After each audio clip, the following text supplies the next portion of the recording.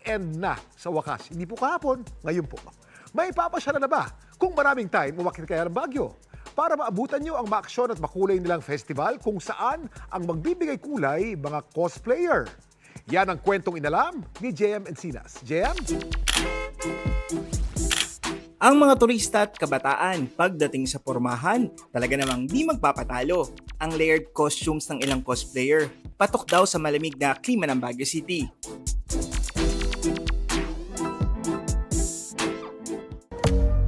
Kahit saan lumingon, may cosplayer na makikita lalo na kung weekend. Kaya isang ordinansa ang ipinasa ng kanilang lokal na pamahalaan kung saan ang mga cosplayer sa Baguio City magkakaroon ng sariling festival. Ang grupo ni na Josh at Rhea, halos isang taon nang nagko-cosplay. Dahil din sa cosplaying, is dumadagsa po yung mga tao dito galing ibang lugar. Meron din mga cosplayer na galing din sa ibang lugar na pumupunta dito para mag-cosplay din and gumala. Nagiging attraction na din po ng Baguio. Para mas lalo pa po puntahan or bisitahin. Dahil sa cosplay, mas lumakas daw ang loob nila na humarap sa tao. It's fun and engaging at the same time. It actually helps me to socialize with other people.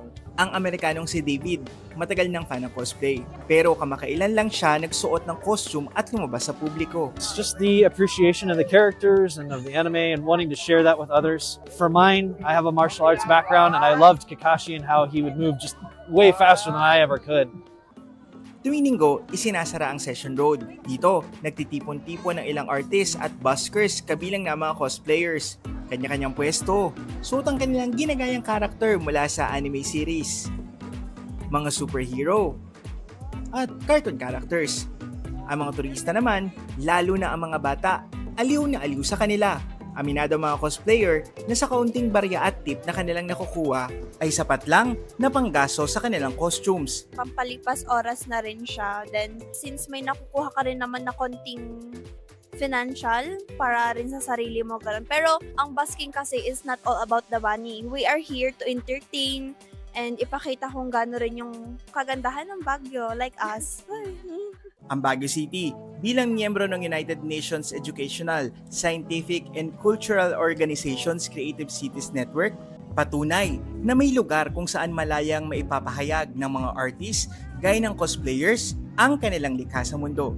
Ako si JM Encinas at yan ang mga kwentong dapat alam mo.